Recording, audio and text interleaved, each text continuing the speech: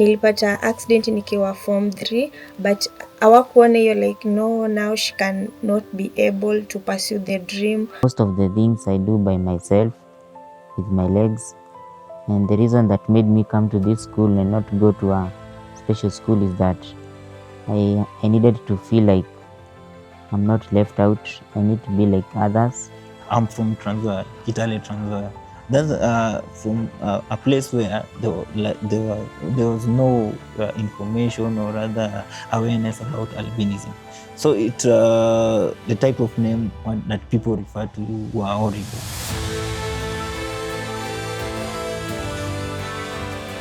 In a world that often measures people by what they lack, there exists a deeper truth, one that cannot be defined by limitation.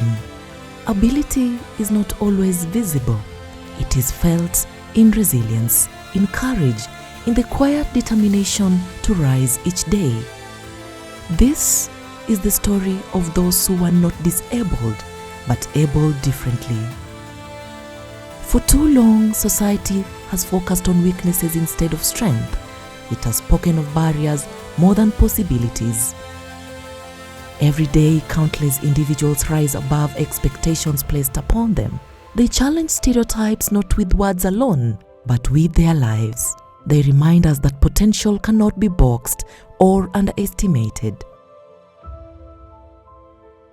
For Louisa, ability is not about fitting into society. It is about redefining it. She walks into classrooms not seeking sympathy, but opportunity. She studies not to prove people wrong, but to fulfill her own purpose. Louisa is a very resilient girl because the things I've been through. I stopped working. It was very challenging, but I thank God that students helped me go through this journey. Her presence is a statement that intelligence, ambition, and strength know no limits. I want to be a very famous musician. Oh, beautiful. That's interesting. Her story reminds us that education is not simply about access. It is about belonging. It is about creating spaces where everyone has the chance to thrive. Representation is more than visibility. It is validation. When people see themselves reflected in leadership, in media, in schools, and in workplaces, they begin to believe that they too belong there. That is why voices like James matter. Through journalism, through storytelling, through truth, he helps shape a world that sees beyond appearances. I am able differently in many ways. Most of the things I do by myself with my legs. And the reason that made me come to this school and not go to a special school is that I needed to feel like I'm not left out. I need to be like others. For many, the journey is not just about proving others wrong, but about believing in themselves. There are moments of doubt, moments of fear, moments when the future feels uncertain, yet even then, hope remains. I wasn't born blind, but the elders in our family say that I became blind while growing up. Through encouragement of other people, I accepted my situation because that is how sometimes our life moves on. I'm able differently, or we can say I have disabilities, or I'm physically challenged. So I wasn't born like that. It was just an accident, so it left me like that, but I accepted the situation. Actually, my family wamekuwa my big supporters. You know, when you have disabilities, some parents, they abandon you, then we end up getting some people with disabilities in the streets, and which is not good. But when they support you, even you discover your strengths, your talents. Yeah.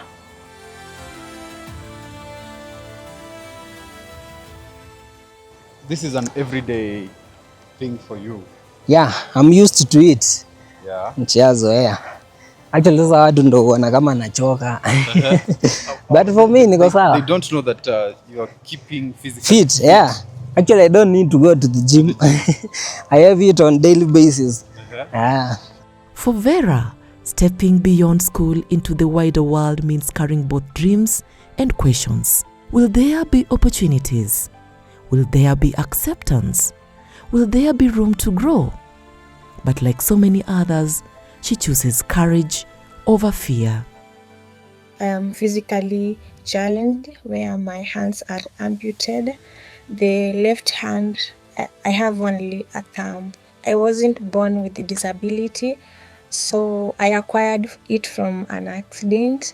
It has not been an easy journey, that's what I can say, because it's not something I grew knowing like I can handle this, I cannot handle that. But I think the most challenge is how people see you, how people, they always pity you.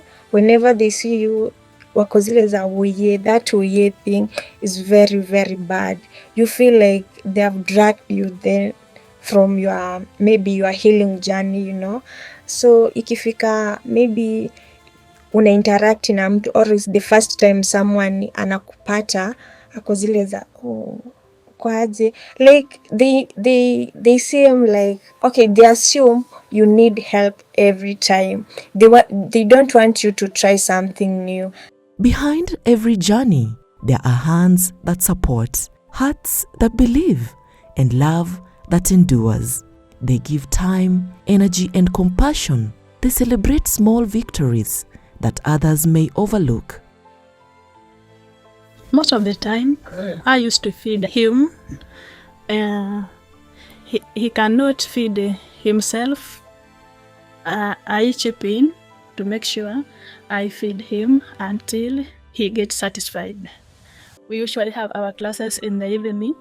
I make sure he has his own table and chair and all the writing materials so that he can write whenever we are writing. And the lecturer must supposed to go in his own pace so that he can capture all things that the lecturer is being dictating.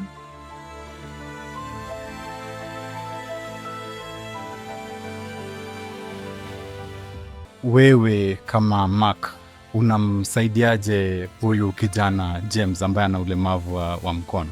Kwangu mimi siwezi sema kwamba labda kuna asilimia kubwa ambao huwa namsaidia kwa upande wa labda mahitaji ya, kwa sababu yeye kwa kweli ana wazazi na mtu huwa wanamtegemeza sana. Kama labda anahitaji labda kitu cha kununua, anawapatia labda kama ni pesa ambazo wazazi wanajua anaweza katumia kwa siku. Kwa hiyo ni kitu ambacho kinahitaji labda awe karibu na mimi ama niwe karibu na yeye kwa ajili ya sasa security purposes pale, kwa ajili ya weka pini, nunua kitu ambacho ametaka, labda kama ilikuwa kashi nione vile nitarudisha, anyway kwamba hakuna mtu ambaye labda anaweza kumnyang'anya kwa sababu hali yake hai. Andy in full is action network of the disabled. The Y is silent, but it meant youth because it was started for children and youth with disability. It was officially registered in 2009, and mainly it was started to advocate and to raise awareness on disability, and also now to empower the youths and persons with disability in general. So we work in 3 thematic areas, that is inclusive education, climate change, and livelihood. Able Differently is more than just a story. It is a reminder that human worth is not measured by convenience. If we widen our understanding, we widen our world. We create belonging, becoming stronger together. Perhaps we are all abled differently. When you see someone who is disabled, usianze kujudge, approach her, maybe talk to her, talk to him, ata feel comfortable. The look that you give him or her inamfanya ana feel insecure. It's not only about me, but also when I share out my story, I also now try to look back to that child with a disability who is growing, who doesn't know about, maybe has been like is kind of giving up in life.